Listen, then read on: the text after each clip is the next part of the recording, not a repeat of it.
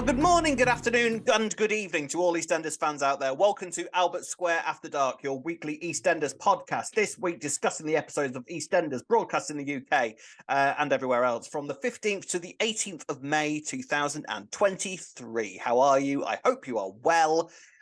This has been another good week of EastEnders. I cannot wait to start discussing it, and the person I shall be discussing it with is this lovely lady. It's Ree. Hello, Ree. How are you this week?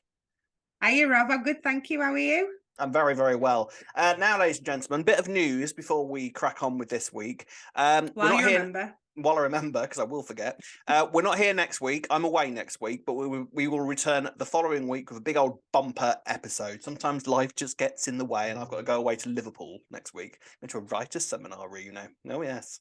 I'm staying in a hotel. Really? That sounds good. Yeah, so yeah, staying in a hotel and doing all that. So yeah, I'm looking really. I've never been to Liverpool. That sounds ace. I think the only time I've ever actually been to Liverpool is when I went to see Starlight Express as a kid. I don't think I've ever spent any significant time there. So you were a kid.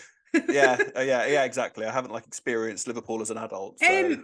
Sorry, talking of which, because I've not done anything exciting this week. Where were you earlier this week? I saw your Insta story. Yeah. Rob? I was in London. Where were you? What have you been doing? Oh, I was in London for a friend's birthday, and we went to the Duck and Waffle, which is at the top of I want to say the Shard. Either way, it's at the top of the the tallest restaurant in either the UK or Europe, one of the two. And you go up in a massive glass lift up to the 40th floor. And you zoom up and you see I'm the city. I'm so surprised you went up that. I don't mind heights. I'm all right with heights. No. Oh, right. Oh, I think the person whose birthday it was is terrified of heights. So getting in the lift with him was hilarious. Right. Heights, I'm absolutely fine with. If you put me in a lift full of spiders, however, I would have climbed up the building rather than go in the lift. But heights, I'm absolutely fine with. So there we are. So yeah, I've had a great week. I've done nothing but eat and drink all weekend. So awesome. I probably put on about 10 stone in the process, but never mind. So there we are. Okay, so what a week we've had in EastEnders this week, and we have finally, after weeks and weeks and months of begging, years of begging, it seems, we finally got ourselves another two-hander this week, and I cannot wait to discuss it. It's very, very exciting. But there are lots of other stories going on this week, so let's start discussing them in this week's Albert Square After Dark.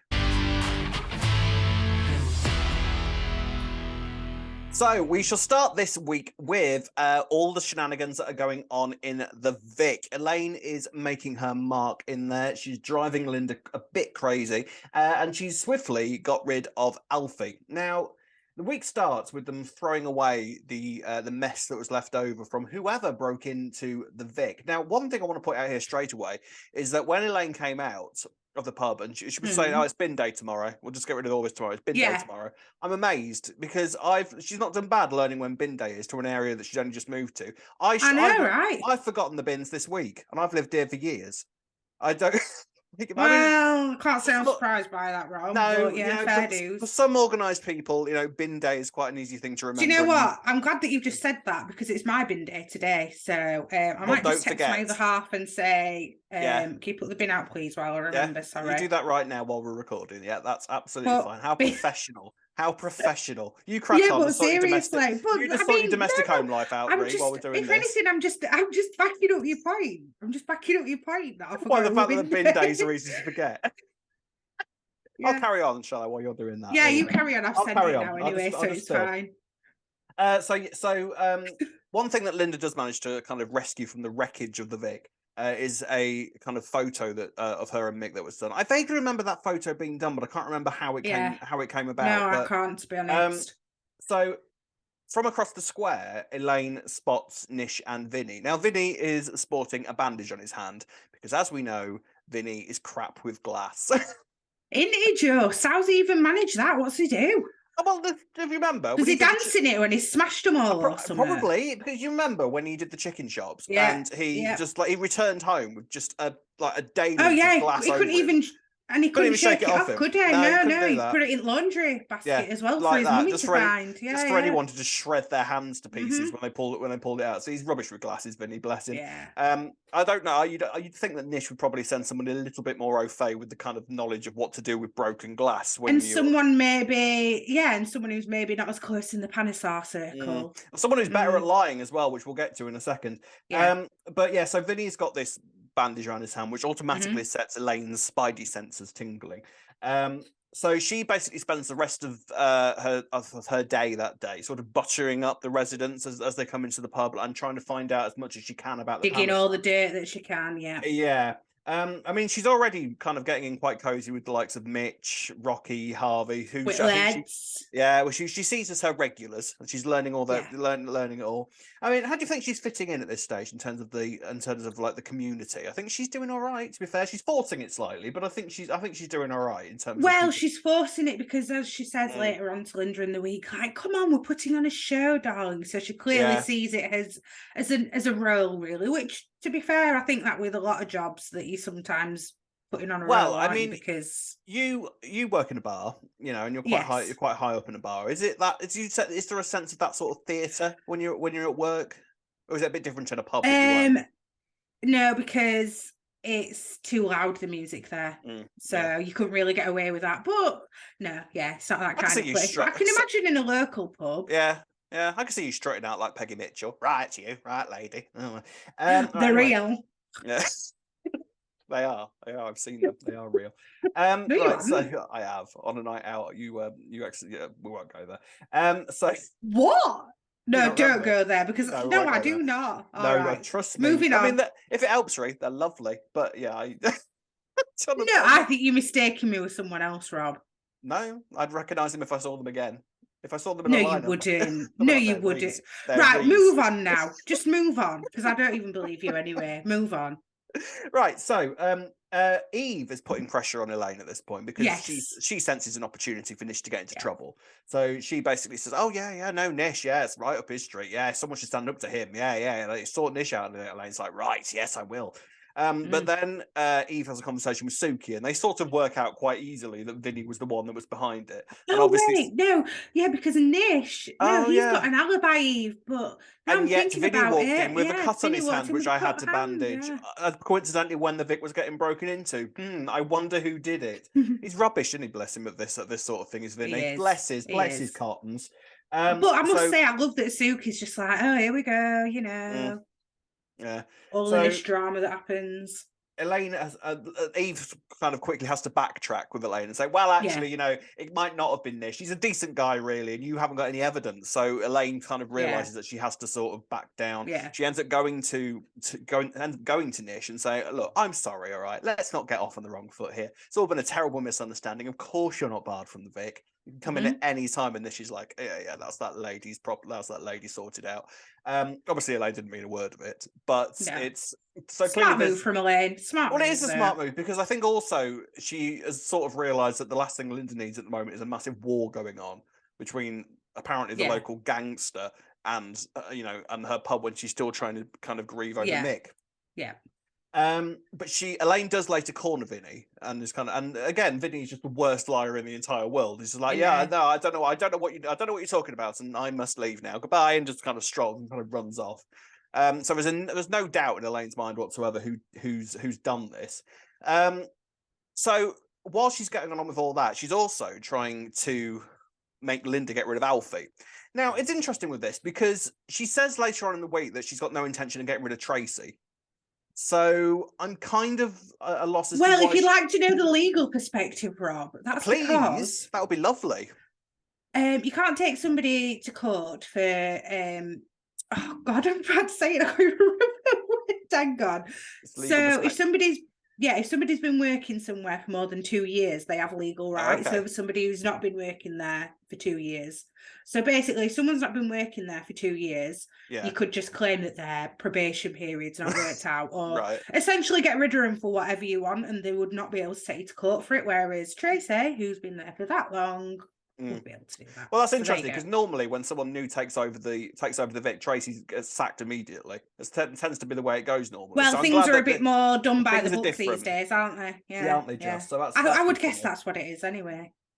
So Alfie is sort of attempting to get into Elaine's good books and sorting out all of these sort of theme nights. She starts trying to make cocktails, kind of forcing Kat and Phil with kind of trying to get involved with this charade. I think getting rid of Ralph is a right mistake. He's coming up with some great ideas to try and get punters in. But anyway, go on. Sorry. I mean, but it's a busy London pub. You'd think she'd kind of appreciate staff so that they could have some time off. Showing some initiative, yeah. But I'm kind of confused as to what Elaine's actual issue is with Alfie per se in terms of working there, because he's got experience of working behind the Vic bar. He used to own the place, for God's sake. Him and Linda. Well, I don't want to spoiler it, but we know that she's having these phone calls, so I think it may be to do with that. But yeah, so you reckon just kind of so another man kind of is coming in. So there's a vacancy. Yeah. Incidentally, talking of Kat and Phil, interesting to mention this: 7 years since Peggy died. It's the anniversary of Peggy's death this week. I know. 7 years. What a shock! Yeah, I couldn't believe it was 7 years. Where's 7 years gone? Honestly, it just flies by, doesn't it? Madness. But interestingly, Kat is all sort of it's like bigging up Alfie to Elaine and saying, "Oh, he's great behind the bar. He's a great barman. You could do much worse than have it." Elaine's not interested. She couldn't care less. She's decided that he needs to go. And she basically says to Linda, right, so I've gone by your wishes to stop this war. I was quite happy to fight with the Panthers, and now can you do me the same courtesy and get rid of Alfie? A bit unfair, I think. No, don't get me wrong. I'm liking Elaine. She's going to be an interesting character, and she's already quite feisty and earthy and interesting and a decent material for the Vic. Very unfair of her to do this, though, I think, to get Linda. Mate, I hated Elaine this week. I hated Elaine this week. I mean. Yeah. In a way of because of what the character's doing, not because, as a person, because she's just lost a friendship with Sharon, and now she's forcing. Alfie was basically Linda's got friends, but her best pal, really. In terms of Elaine, as far as Elaine's concerned, Alfie is like now Linda's closest friend, and she's like, no, you need to sack him, and you need to do it as well. I won't do it. You need to do it, which it seemed unfair. I think. Is there a bit of a controlling side to Elaine? It would seem, I think, because I think that she's been a right to Alfie this week. I might as well say she's been a right dick to Alfie. Don't you think? That it was so unnecessary. Like I don't understand why you'd put deliberately putting someone down like that. It's just nasty. But it's because she decided, wasn't it? She decided that Alfie was surplus to requirements. So his opinion on theme nights and ideas. But no. I mean, it's seeing a different side to her, aren't we? Well, it's this all kind of presumably boils down to who she's on the phone to. Now, obviously, we know our stuff. We know who she's on the phone to. There may be some listeners who don't know who she's on the phone to. Exactly. I think it's quite interesting that sort of like the mystery of who was on the phone has kind of now moved from Linda to Elaine, because now Elaine's got. Yeah, that's true. Yeah. I wish we didn't know who it was though. I know. Yeah. It's a shame because both times now we know full well who's on the phone. And it's kind of just waiting for the reveal to happen, isn't it? Yeah. But Linda breaks the news to Alfie, and he's kind of quite gutted. He's quite devastated. But unlike Sharon, he sort of says, like, it's business, all right, and this isn't going to get in the way of our friendship. But you can tell he's kind of quite stung by it and quite hurt. I think he knows that it's not really Linda who's made that decision as well. I noticed that Linda dropped that in quite quickly, and I can't blame her for that whatsoever. It's like my mum. All right, I tried, but she doesn't want you here, so I can't do a lot about it. So it's and then of course, like we say, Elaine is on the phone and talking about whoever she's on the phone to. She is moving into the Vic. They are coming to the Vic, and Elaine is basically planning on getting basically this new family in the Vic and starting this whole new business off, her whole new enterprise with her family around her. That's her ultimate plan, isn't it? Yeah. So interesting stuff there. And now Elaine apparently is going back home just so she can finish packing. So we might not see Elaine next week. Oh yeah. Which again, quite helpful. Oh yeah, sack Alfie, and now I'm off. So good luck doing. Oh yeah, could have given a week's notice or something. Exactly, like really helpful. So yeah, some interesting stuff there. I do like Elaine in terms of the fact that she's coming like fiery character, and she's coming like a hurricane. She's posting that quite a lot online, which I quite like. Hurricane Elaine. Yeah, Hurricane Elaine. Yeah. Yeah. So taken away from Hurricane Sharon, of course. So yeah, interesting stuff there. We will be discovering who is on the other end of Elaine's phone if you are not aware of who is coming. That will be in the next couple of weeks, and then this whole new era of the Vic will officially begin, which is quite exciting. But I think for now we're going to have to take a little bit of a break from the madness of the Vic, because I think we'll be focusing very much on Lola for the next couple of weeks, and then sort of building up towards the Vic stuff again. So yeah, interesting stuff. Right then, ladies and gents, let's move on now to Stacey. Bailiffs have arrived at the Slaters. So yeah, Stacey's money problems have reached a point now where everything's out of her house. The bailiffs have arrived. Yes. Conveniently wearing clothes that identified that they were bailiffs, by the way. Oh, like a big sign that said, "I am a bailiff." It literally said bailiff. Did you not notice it said bailiffs on the back of the jacket? Is that not what bailiffs wear? Is that not what bailiffs wear? Well, I thought they tried to hide. I thought that they tried to hide the fact that they were bailiffs so that people would open the door. Well, what I would argue is that if they then start walking out of the house with all your things, that's not called being a bailiff, that's called being a burglar. So maybe they need some sort of identification so someone doesn't call the police on them, would be my guess. Okay, maybe. We'll look it up. I don't think that they would walk around with jackets that say you might bailiff, be right. But anyway. You might be right. You might be right. But yes, they arrive at the Slater's house to kind of clear things, to clear all her stock away, including Harvey's sandwich maker, which he's devastated about, which, I understand that. And the kettle. Jean has to go out and buy another kettle, which is about the size of a thimble. With a house that big. That is harsh, that. Taking someone's kettle. It is. I mean, of all the things you could say, like, leave the kettle, man. You know, it's... Yeah, innit? It's bad enough. Let them have a cup of tea. Oh, swearing, sorry. Let them have a cup of tea. I'm going to bleep that and make a note of that. Sorry. Honestly. Let them have a... Honestly. Sorry. Anyway, let them have a cup of tea at morning, you know, absolutely. While they're sad about all the stuff being taken. Don't take the kettle. So, Stacey has to say... So professional. So Stacey has to. You are. So, are you drunk again? Have you been drinking lots of wine between takes again? This is what happens. No. So the Bat Van now has to do a promotion. So they come up with the idea of naked burgers. Now I'm going to say this straight away. This sounds horrendous. Just a burger between two slices of lettuce. I mean, mate, I've done low carb diet. You do what you need to, and you can't eat bread, mate. That's not a low carb diet. Like sticking a yes, bit of cheese. It is. Have you had a naked burger? Is. Yeah, we ain't called that, but yeah. So you've had a burger with two pieces of lettuce, as the bread. Yes, my dad still does that. My dad doesn't eat carbs at all because he's diabetic, so he doesn't eat any carbs. So if he was having something that you'd normally have bread with, he has 2 lettuce leaves. Wow, makes you feel a bit better. Yeah, I mean, I didn't think it was a real thing. Well, yeah, it is a legit real thing. Yeah. Wow. Can confirm. So Freddie takes the advantage of this to wear a placard and just go strut around the square in his boxers and get selfies taken. And then if you have a selfie taken with Freddie, you get a naked burger for 50p, which seems quite reasonable. Now, I just want to briefly say about Freddie. I have, at the start, I was kind of a bit like, I don't know if Freddie's working. I don't know. And I've said in recent weeks, Freddie is growing on me. And what I am quite enjoying about Freddie is sort of the joy that he's bringing to the Slater household. Like, he's giving Stacey lots to laugh about. Him and Eve get on really well. It's nice he's a nice character to sort of just have that friendship banter. A little cheeky chappy kind of thing. Yeah, and he's thrown into the sadness. Yeah, but he's a young character as well. So kind of like Stacey and Eve sort of take him under their wing, and he developed into quite a nice little role within the Slater household. I think maybe while he's developing his own storylines, we might see that his I don't know, does it say it worth a bit more? That makes sense. Like prove his worth in terms of like why he's there and why he exists as a character. And I think now he's moved out of the Slaters, because I think that was the other thing. Like his existence within the Slaters didn't really make much sense considering that Stacey was so skinned. He clearly had no issues with his mum whatsoever. They were talking and like sharing Christmas presents and stuff. Like we're still not entirely sure why he's still around.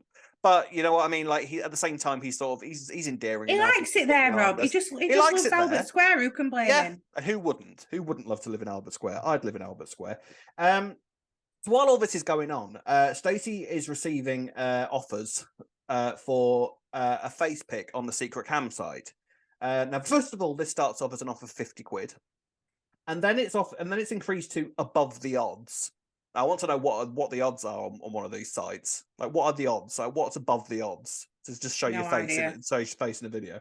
And then by the end of the week, it's gone up to an offer of £100 to like, so basically double, so about 100 quid to show her face in one of these videos. So she's tempted. She's like, yeah, possibly. She's not keen on the idea though, but she ends up going to Whitney's stall and kind of finds this quite hideous black corset. It looks more like one of those sort of black leather torture mechanism things that, you know, that you just sort of tie people onto a rack with. I think corsets and stuff are back in fashion anyway, Rob. Are they? Is that a thing It's now? all naughty stuff's back in fashion. Oh, and I'm pretty sure corsets would. Yeah, I know. No, I'm not. Don't do that sort of thing. But Whitney kind of misunderstands what's going on here, and like she sees Stacey eyeing up this corset. She's like, oh, you can have that. I haven't been able to shift that. Even Whitney says it's hideous. I haven't been able to shift that in weeks. Take it. I don't need it. Yeah. But she kind of misunderstands it in terms of she thinks that Stacey's got a date. And she's like, well, your house has just been raided by bailiffs. You have that on me and go get yourself laid. You deserve it. You go do that. So Stacey takes this corset away, obviously with the intention of wearing it for the video where she's going to show her face. Eve catches kind of wind of this when Whitney tells her, and then there's a bit of a misunderstanding where they take the wrong bag, and Stacey ends up taking a bag of cheese home, and and Eve finds the corset. So Eve goes back and kind of sees Stacey alone in the house, in all sorts sort of ready to film. And Stacey ends up confessing exactly what is going on. Now, Eve's reaction is brilliant here, isn't it? Like, you know, she's completely non-judgmental. Non-judgmental. She's like, are you comfortable with it? Do you want to do it? If you don't want to do it, don't do it. Yeah, she's saying don't do it if you don't want to do it. Yeah, totally. Which is basically kind of like what all this ever boils down to, doesn't it? If you want to put yourself in that situation, then go for it. You're not hurting anybody. Yeah. You're making it. And I've always thought this with this sort of thing. If people are ridiculous enough to want to pay you £100 just to see your feet or and your you're face, happy to do it, and you're happy to do it, then you knock yourself out. You know, that's absolutely fine. But she's, you know, she doesn't want to do it. She doesn't want to do it. That's the difference. This is the thing. Stacey really doesn't want to do it, but I think now she's, you know, she's had her house cleared of all furniture and all sort of electronic equipment. Harvey's sandwich maker has gone walkabout. You know, she hasn't got much choice. They've still got a new baby, haven't we, as well? And they've still got a new baby. And talking of Lily, Stacey receives a call from the school because Lily has been bullying a girl, which she's like, that doesn't sound like Lily at all. Doesn't sound like Lily. It does sound a bit like Lily, to be fair. A little bit. A little bit like Lily. But basically, Lily has basically been trying to distract everyone because this girl at school has been taking pictures of herself and sending them around. And she's like, well, why would anyone do anything so slaggy? Right in front of Stacey's like, why would anyone do that? But she's basically been trying to kind of detract attention from herself. The attention, So it's sort of understandable. Because they've been doing sex education at school where everyone's been selling stuff because she's pregnant. Like, that would be so awkward. Lily's like, completed it, mate. I'm all right. Yeah, I've done it. Done it. In fact, maybe you should have taught me this last year. Yeah, thanks for that. Yeah, oh, great. Yeah. I could have learnt this lesson about the cucumber and the condom last year. Thanks very much. Yeah. I don't think they do that anymore. Do you know what? I don't remember putting a condom on a cucumber. I'm not sure. I don't think I did do that. I remember my teacher used to go bright red at the smallest of things, so that was brilliant. And a lot of lads fancied her as well, so our lesson was just horrendous. But she didn't have cucumbers, so she were making us go in as bags for like deodorant bottles and stuff. I remember that being a thing, and body sprays. I mean, so we didn't use cucumbers. We used some poor bugger pulls out a roll on, and it's like, well, what do you want me to do with this? Yeah, and that's a lesson you need to learn later in life as well. So meanwhile, Martin is around for all of this sort of thing because at the start, he's there at the start of the week when the bailiffs arrive, and he says to Stacey, "Why didn't you tell me that things were this bad?" Yeah. So with everything that's going on with Lily and all of this kind of thing, he sort of takes Stacey away from the situation and takes it to the allotment for a lovely picnic. Now you forget how good Stacey and Martin are together, don't you? They're a good couple. They were really nice. I mean, I never had any issue with Stacey and Kira. I was quite a fan of Steer. Yeah. You know, I quite liked them, but I remember Martin kind of coming back onto the scene, and you sort of remembering how good Stacey and Martin were together. And that sort of reignited this week. And she needs Martin, doesn't she? Well, he's Martin. Yeah, I mean, Stacey has been single now since Kira left, and it's kind of she's clearly struggling a little bit on her own. It's not like Stacey's like is dependent on anybody, but she, you know, she kind of needs that kind of help in the background.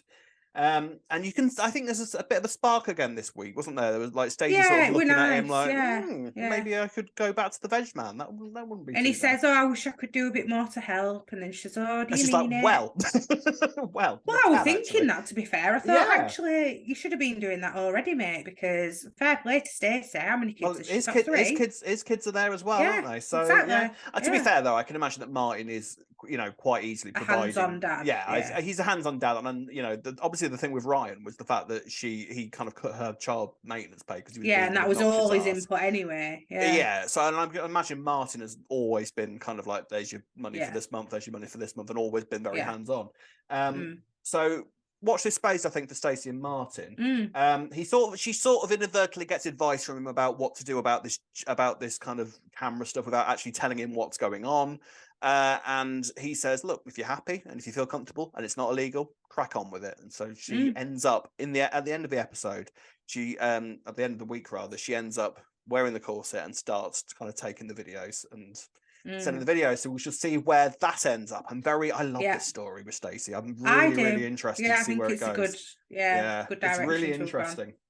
It is really interesting because it sort of opens up that question about sort of, and not consent, but you know what I mean? Like when like putting yourself into that position, are you being forced into that position? Or even like Freddie is a kind of nice antithesis to it because he's taking all of his photos of his feet and, in his words, making silly money, and he's just having a whale of the time and loving it. And I think he's of the same opinion as me, where he's just like, if someone literally wants to pay me 80 quid for my feet, go for it. Then who am I to say no? Like, so I think it's really interesting, and I like the sort of confidence that was going on between Stacey and Freddie with regards to it. So hopefully Freddie might become a little bit more involved with this story. Where do you think it's going to go, though? Well, I think it's going to go. Well, now she's showing her face. That's going to be the killer, isn't it? Because now her face is out there. Do you think someone's going to come across? Someone's going to recognise. Who goes on these secret cam? Well, sorry, I missed what you said then. Who goes on these secret cam websites and like actually pays people?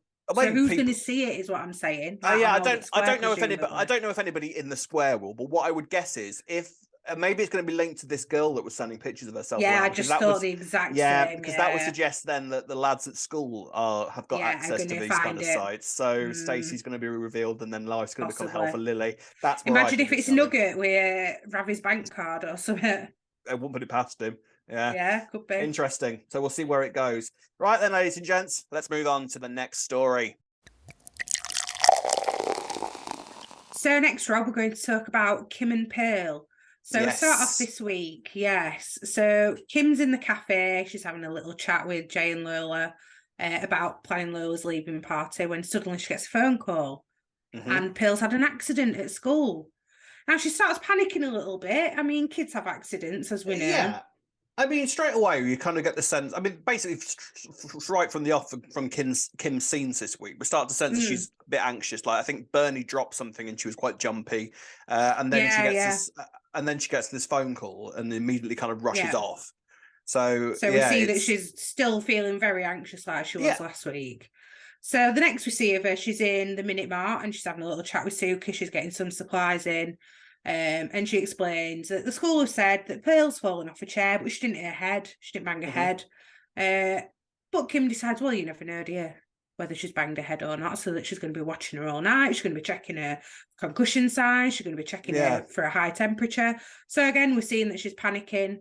Did you notice as well that Suki then asks Kim while she's there about Denzel not being back at school, and she just completely shuts that down and runs off. So I can only worry about one kid at a time.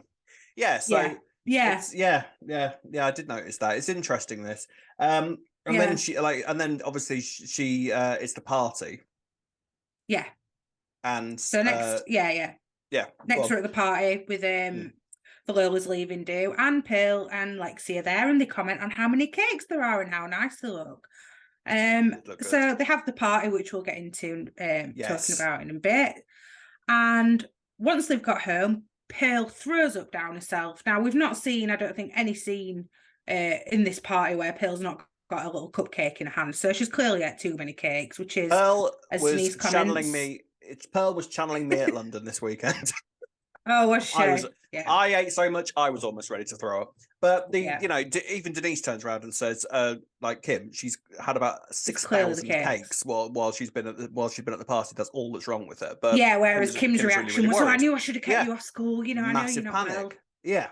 Yeah. So then we fast forward to the next day, and we see Kim dragging Pearl out of the house, saying, "That's it, I'm taking you to hospital." And she's a bit aggy about it, isn't she, Rob? Well, when she's taking her out. She's literally kind of dragging her down the road to go to the hospital. Now, not just the GP, You know, like not. I'm going to take. I'm Yeah, going yeah. to take you across to the Go and Panosar get surgery and see if it's. You know, she's quite happy. Apparently, Kim's like planning on just marching her into A&E. So well, to be fair, again, she might not have been able to get a GP appointment, but that's for a whole well, other she thing. might have But struggled with yeah, A&E as well. To be yeah, fair, yeah, that's true. So yeah, luckily though, Nurse Sonia just happens to be walking by at this exact yes. moment and says, "Are you all right? Is everything okay?" And Kim explains she's taking her to hospital. So Sonia says, "How about I look over Pearl and, I'll give her a little check over, see that she's okay." So Sonia takes them into the house and she confirms, "Yeah, you know what, Pearl, I'm glad to let you know that everything seems fine and you seem all right." And Kim's a bit like, "Well, you're not a doctor though, are you, Sonia? So how do you Yeah. actually know?" So even though she's getting a professional... questioning Nurse Sonia's opinion on anything medical, it makes you think there's Well, definitely a that's problem true, isn't going on. it? Definitely. So then Sonia says to Pearl, "Right, can you go upstairs? I just want to have a little chat with your mum." So immediately Kim says, "This is where you're telling me there's something seriously wrong, isn't it?" Again, yeah. And Sonia says, "No, Kim, everything's fine with Pearl, but are you okay? You don't seem okay." So, Sonia goes on to say, you had your car accident not long ago. It would be quite normal for you to be feeling a little anxious. Is there anything I can do to help? And Kim says that she's spoken to a doctor, but there's a long wait. She's been doing a research. It says to focus on something when you're panicking, do some deep breathing, etc. All the Which mental she doesn't health, seem all to the be mental doing health very stuff. well. Well, Yeah. she's saying that it's not helping her. Now, yeah, I think Sonia's idea at this point is that she is, she's just anxious. She's got anxiety issues. Yeah. And that may well be the case. Okay. That may very well be, just, the car crash and everything is just sort of set, because we've seen Kim having panic attacks and we've seen her kind of in a really kind of bad place mentally, which we spoke about last week. She had to be talked down twice from a panic attack by two different people. Yeah. And it could just be that. However, there's another train of Yeah. thought here that's going on with Kim. Yeah. Go on. And it's one of those storylines that is sort of been thrown around with the idea. Like sometimes you'll have a conversation with people online and say, "Give us some ideas for soap storylines." And this is one that sometimes gets thrown around that I don't think has really been covered in a soap before. So if this is where it's going, it will be a little bit groundbreaking. And that would be bearing in mind bearing in mind also how much attention she was putting on Denzel last week about like worrying about like he was leaving the house. So Denzel, yeah, overly worrying. You couldn't see him in sight. Where's he gone? Yeah. It does suggest that this is the start of a much bigger storyline for Kim, in the vein of Munchausen's by proxy. If you're not aware, if you're not aware about what Munchausen, so there's basically I could see. Yeah. I mean, right, so I'm no expert, okay? Tell us more. I'm no expert, okay? But I've done a little bit of looking online because it's something that I was kind of aware of. So there's two different types, okay? You've got Munchausen's itself, which is where you pretend to be ill, okay? So it's basically the very basic definition of it is that you are pretending to be ill and you are constantly at hospitals. You're kind of aware that you're not ill, but you are craving the attention that comes from it. The other side of that is Munchausen's by proxy, where you are applying that to your children or applying it to other people, essentially. But a lot of the time, it's your children. And again, this is something that you tend to do even when you know the kid is not ill, but it's a craving for attention. It's a craving. So now it's the craving for attention part. Yeah. Yeah, but the thing is, it's the craving for attention part that makes me wonder if this is where it would go with Kim. Because we know that Kim is someone who is, constantly on social media, constantly kind of like, she's big, she's loud, she's flamboyant, she's Kim. And she has arguably a craving for attention. But a lot of the time, and like I say, I've looked online and sort of looked at stories and looked at bits and pieces about this. And I could be completely and utterly talking out my arse here in terms of where this storyline's going. It could be could be complete and utter. No, I think it's a plausible theory with what's going on. But the thing is, a lot of the time, a lot of kind of definitions of this describe the I don't know what we call them, the patient, the sufferer of this, as someone who's quite manipulative and someone who's kind of like craves this attention and needs that attention. And I don't know whether if they are going down this road with Kim, I don't know whether the ingredients are right for this to be the start of it. Yeah, I know what you're saying. So the Munchausen's by proxy can also be triggered by a traumatic event. hence the car crash. And, the fact that Yeah, Kim, yeah. as far as she's aware, basically nearly killed Denzel. So you can sort of maybe kind of work out the psychological makeup that might put you. Well, that might put her in that situation. I don't know. It's interesting. I've seen this theory with Kim being kind of kicked around online a little bit as well. And it's not just me. The seeds are there, and a few seeds have been planted to sort of make people think that this might be where it's going. It's going somewhere, isn't it? Whether it's that, I don't know. Well, it could just be health anxiety as well. It'd be a plausible route to go down. I'd be a bit disappointed if it did happen with Kim, though. I've got to be honest, because I don't think it seems right for her character. Well, I know that she likes attention, but it's like you said, the manipulative side. That's the thing. Yeah, that's the key factor in this. It would require you to look at all the times that Kim has kind of craved attention in terms of the social media and all that kind of thing. It would require you to sort of look at all of that through a completely different perspective. Yeah. And I don't know whether that is Kim. I think she's Now, if they are going down this route, I would assume that all research and everything like that has been done, but at the moment, it's sort of questionable whether that's right in Kim's headspace at the moment. I don't know. This could be. It's going somewhere. Yeah. You'd think. This could just be a little thing that Kim has for a couple of weeks. Where she's just anxious about health and she just needs to sit down and talk to somebody and get over the fact that this car crash happened. That could be it. Possibly. But this could also be the start of something much, much bigger. And if it is Munchausen's by proxy, that will have to be something much, much bigger, because that is a big, big topic for a character to have. Not seen it on a soap before, so it would be interesting. It's a fascinating topic to cover if you look into it. It's a really interesting... As long as they don't go down the Gypsy Rose Blanchard. Well, that's the other thing as well. You were telling me all about that before we started. That sounds like a mad old tale. So it's just maybe just the seeds of something starting this week, but we'll have to wait and see what happens with it. Let us know in the comment section below where you think the storyline might be going. Is it going down that route, or is it something a little bit more innocent? Let us know in the comments, or by doing any of the social media outlets that we'll give you at the end of the show. So we finished this week's story discussion with talking about Lola. Oh, my heart. My heart is in pieces. I am a wreck. I am an emotional, destitute wreck on the floor. Oh my God. I cried twice this week. I was just about to say, if you're crying, then we know that something's going on. I don't cry. Rob never cries at TV. No, he never does, ever. I don't cry a lot in general. This made me cry twice. Ridiculous.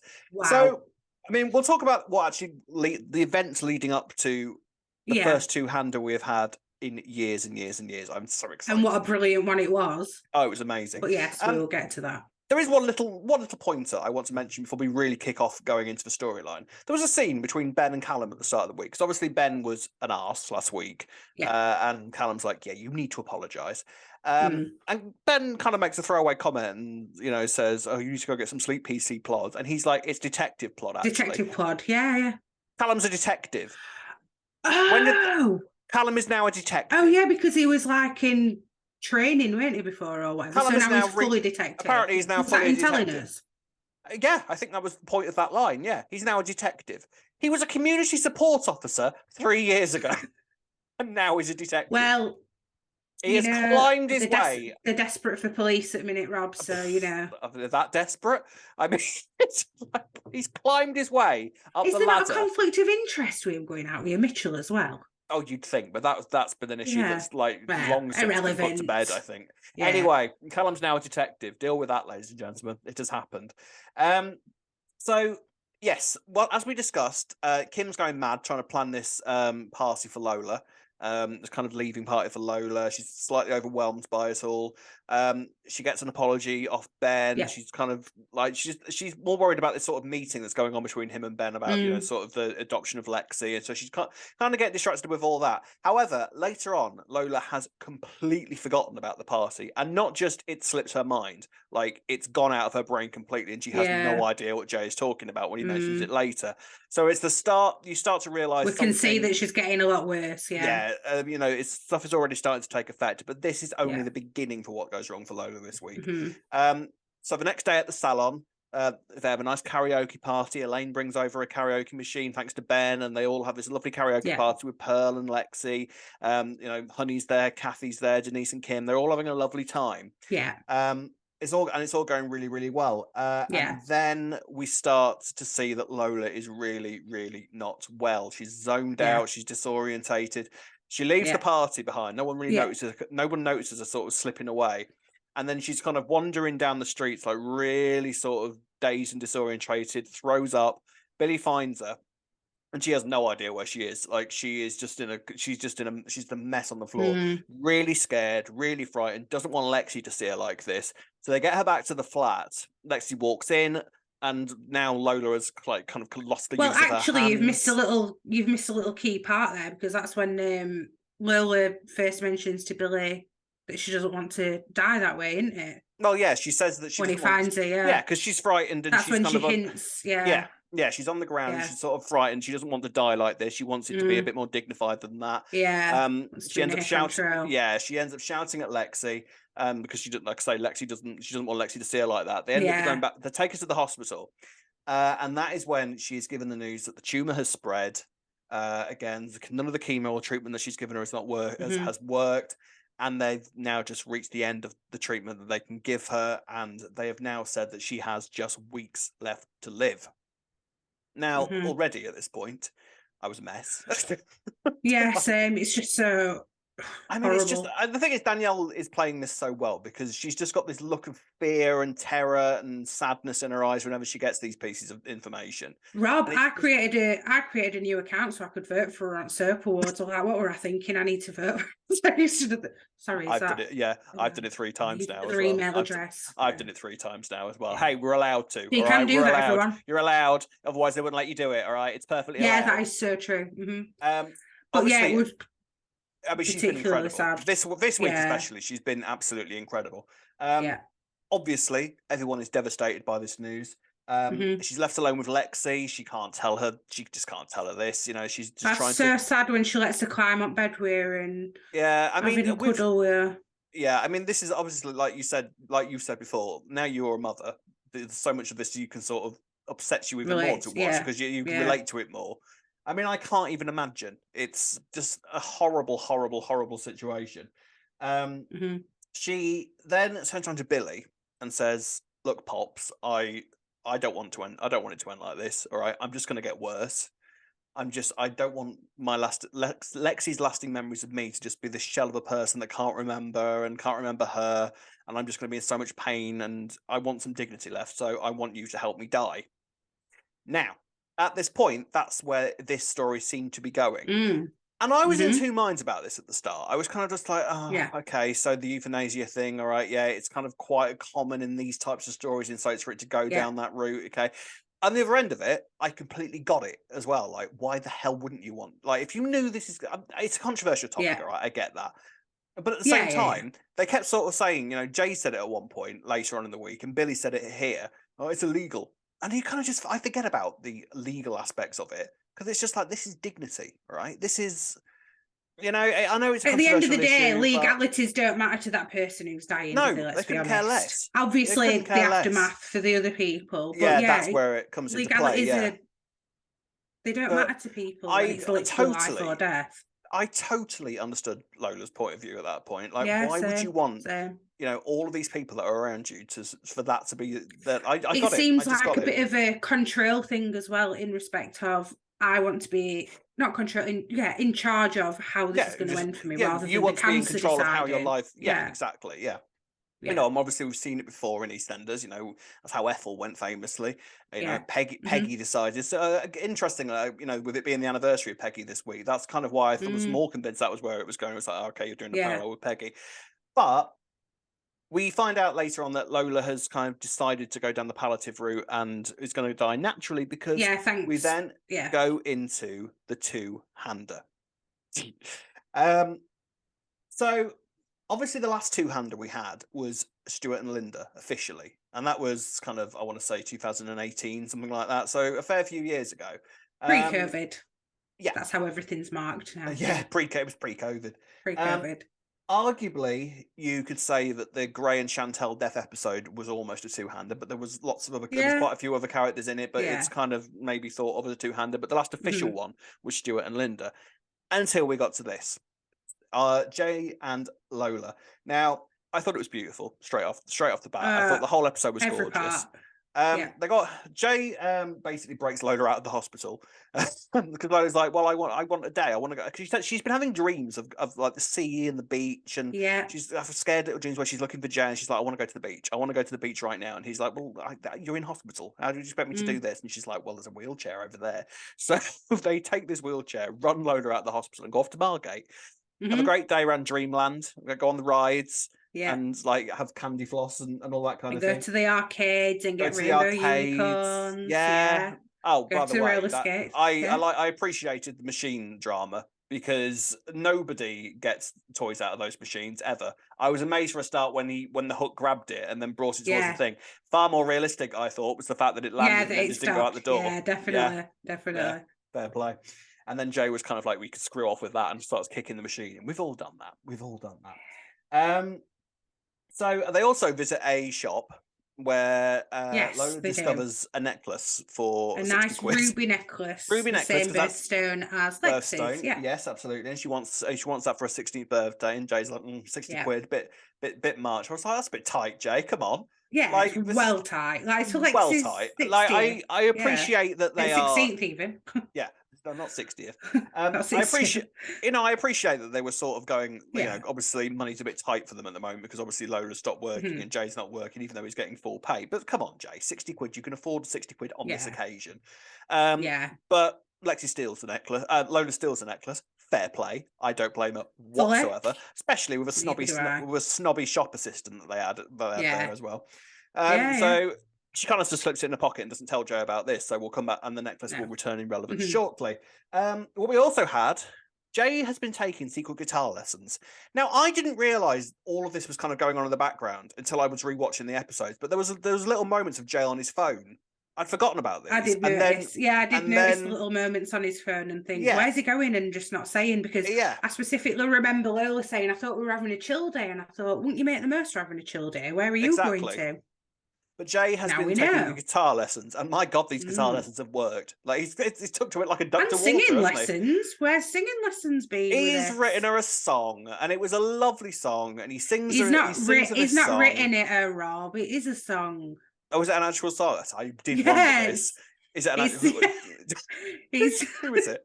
Who is it? It's Eric Clapton. It's Eric Clapton. Yeah, so Wonderful Tonight. So embarrassing. Well, I learned how to play that at school on keyboards. That's how I knew the song. So embarrassing. I'm so rubbish with music. It was a very fitting song. It was a very fitting song. I thought it was a lovely, lovely moment. And I thought Jamie Bothwick sang it beautifully. And I would hope that that's Eurovision sorted for next year. Why not? Could have gone. Okay, it's gone worse. No, but all credit to him. He sang that really well. I thought he sang it really nicely. That was lovely. Yeah, it was a really, really nice moment, and it fitted in within the context of the episode really nicely. Shed a little tear at it. That's the second time it got me as well. That's when I started crying because I was just like, "This is devastating. This is horrendous." Yeah, like, these poor, because it's a song. It's basically you're just looking at this young couple that are just so in love now. You know, and I know that Lola has kind of drifted off twice, you know, once with Dexter and once with Peter. And, you know, Lola's not always been the most faithful of girlfriends. But, you know, the whole Jay and Lola thing has been nicely well established enough, I think, for this to really mean something. And when he was singing that song, I was gone. You know, and you see these sorts of storylines in soap quite often these days. You know, Corrie have got one going on at the moment. And you know, you sort of they sort of lose their impact after a while, I think, when you know, a character's going through terminal illnesses. But this has been so perfectly pitched, I think. It has, definitely. It's all just, I mean, when it's making you cry like this, I mean, you know that they're doing it right. They've done it right, haven't they? I mean, like I've said all along, it's such a shame to be losing such a good actress to this storyline, because this is the biggest storyline Lola's ever had. Yeah. But at the same time, you have to also think it wouldn't have this big an impact if the acting wasn't as good. So it's you know, you kind of got to take it that way. So they have all this loveliness, and then Lola, because she's been getting phone calls from Billy, who's trying to make her tell Jay about, you know, their little plan. She eventually tells Jay. He's understandably angry, upset, a bit hurt that she didn't come to him We in the see first quite place. a range of emotions in just the space of a couple of minutes. It's a lot to take in, isn't it? It's a lot to take in. I think he's had a couple of days of quite a lot of information to take in, quite a lot he's of emotions. He's been coping pretty well so far. He has. To be fair to him, hasn't he? I mean, in a lot of ways, Jay's the perfect partner to be going through this with, because he's kind of dealt with it all. He's taken it all pretty much in his stride, hasn't he? Like, yes, he's sad about it. You can tell that he's sad about it, but he's more than capable of sort of dealing with it. And I wonder how the impact, how the aftermath of this is going to affect Jay. Yeah, definitely. That's going to be, I think, because I think he's not really allowed himself to break down that much in front of Lola, because he knows that she needs him to be strong, and Lexi needs him to be strong. So I wonder once Lola's being there for a while she's here, isn't it? Yeah, and so he's not allowing himself to. Yeah, and I wonder if once Lola is gone, then that will be when he starts to break down, and when people need to be stepping forward for Jay. So that's going to be. I think it'll be instant when she's gone. I think. Do you reckon? Yeah, instantly. Yeah. He won't be able to hold it in anymore. Yeah. Yeah. It's good. I mean, from here on in, this storyline's just going to be rough, isn't it? Every single scene is going to be so supercharged with what we know is to come fairly soon. Oh dear. So by the way, then the police finds them for the necklace, because this snobby shop assistant has left her shop and is like searching Margate for them that have nicked this necklace. It's like, get a life, love. Yeah, that's true. We're leaving shop and closing outfit day probably costs more than necklace that she's You'd think. Valid. But yeah, say they kind of get arrested, and then Lola basically tells the police what's going on.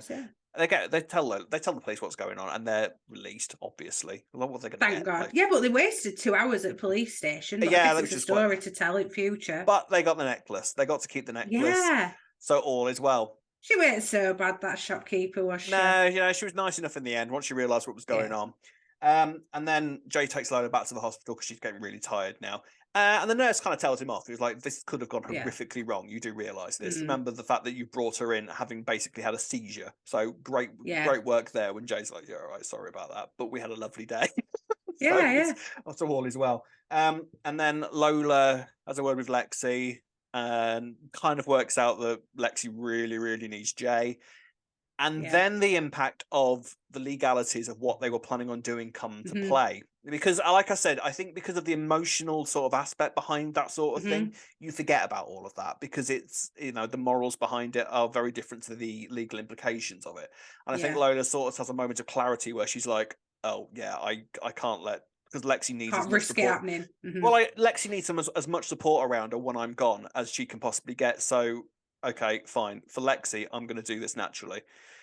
Which I was surprised by, I have to say. I thought once they'd landed on the sort of the youth and suggested like the euthanasia pathway, that was just where the storyline was going to go, and it would have been a completely understandable route for the storyline to go. But she's going.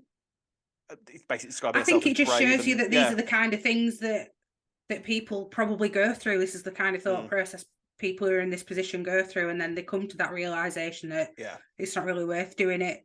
The people who are going to still be here afterwards and have to live with it, which is going to be really difficult. That's the other side of it as well. But it's everything. Do you think that's why they made Jay get arrested, right? As well, so that she could have the realization there that maybe, it'd be that makes sense. So if that happened down the line, then it's not worth it. So it's very possible. But I mean, the soap awards are coming up, people, and the soap awards need voting for, because everybody in this storyline has been sensational. This storyline has been sensational, and quite frankly, the show has been sensational recently, and it deserves the accolade. So the soap award votes are still open. Get on it, please. Please, if you would. Yeah, please do. But yeah, all beautiful this time, and the two-hander, beautiful, really, really well. This episode alone deserves an award, doesn't it? It does, written by Richard Davidson, who also wrote the episode that I loved a few weeks ago with the fallout of Denise, Ravi, and so if he's back, he's been. I've noticed his name. He's been for the show quite a bit. Of the new Simon Ashdown, perhaps. He's been getting some quite big episodes. You said that to me, actually. They felt like an Ashdown without being an Ashdown. Yeah, it did. It's just brilliant. The writers that they've got in at the moment, they're really focusing on like these really strong writers. The writing has been really strong since the Clenshaw era really started kicking into gear. And I'm just loving it. I'm loving it. So there we are then. That was this week's episodes. Who was your gold star going to this week, Ray? Oh, I've not even thought about it. Oh, you put me on the spot. Well, it's got to be Lola. Do that joke every single week. No, Rob, that was actually You know genuine. it was Like, it's coming. obviously It's Lola. it's a thing. It's a thing. The gold star I is was a thing. prepared last week. I weren't this week, I don't think. But you're giving it to Lola, yeah? Yeah, obviously. And I think just for completion, I'll give mine to Jay as well. So Lola and Jay for our gold stars this week. Who would you be giving your gold stars to? Let us know in the comment section below and throw your comments onto all the storyline discussions that we have discussed this week. Get my words out, put my teeth in. Finally, we will be handing over to you and a little bit of news at the end of the show. So, a little bit of news this week. This technically was released on the 4th of May, but we had other stuff going on, and I think it's more relevant this week actually to discuss it, bearing in mind what we were saying with Kim.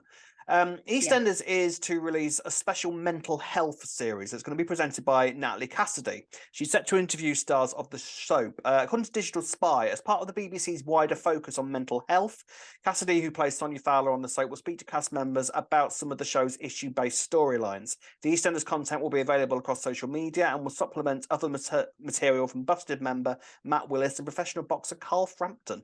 There will also be discussions on the subject on other BBC shows such as The One Show and Country File. I mean, that's good. I think mental health is obviously something that obviously needs discussing as much as possible. Yeah. Because talking about it is how you help yourself and how you help other people. So that's good. I'm really looking forward to that, and will tie in quite well with what we were talking about with Kim this week as well. So I think that might kind of help to see as which perspective they're going from with the Kim story. So I'm interested to see that. Do you have a comment from a lovely listener?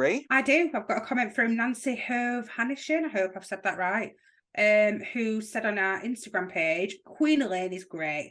I like the way she knows who broke into the Vic, but then she apologises to Nish. She has a plan in mind. The crisps belong in front. Harriet is outstanding. I have to say, I thought the crisps looked quite good at the front of where she ended up putting them. It makes now the crisps have been there for years. Alfie's mentioned at one point that they've been there since Sharon's days. I'm pretty sure Peggy kept them there as well. I could be wrong, right. But Can I just say there's a compromise on this. The crisps belong at the front because they remind the customers that they sell crisps. They might go, oh, I'll have a bag of them crisps. Yeah. But then you keep the rest of the stock in the hallway because you can't fit them all on the bar anyway. So that's do true. Both. Anyway, just talking from someone who works in the industry. Works in the industry and knows what she's talking about when it comes to crisps and drinks. Yeah. And then finally, Gemma Archer, with regards to the two-hander, said, such a beautiful episode. Danielle and Jamie were incredible. Their arguments broke my heart. I was born in Margate and grew up nearby, worked there as a teenager and had many a night out there. So it feels even more special that they used the town for Lola's last day out. Oh, that's nice. I mean, I imagine, if you were born in Margate, that would have been pretty amazing to see on screen for that last day. I mean, Danielle and Jamie were incredible this week and have been throughout this storyline. They've clearly putting their all into it, and I really hope that some awards come in EastEnders where the soap awards. Definitely. Don't forget to vote. Remember, guys, we are not here next week. We'll be back the following week, which we'll be having a big old bumper episode of talking about a fortnight's worth of EastEnders.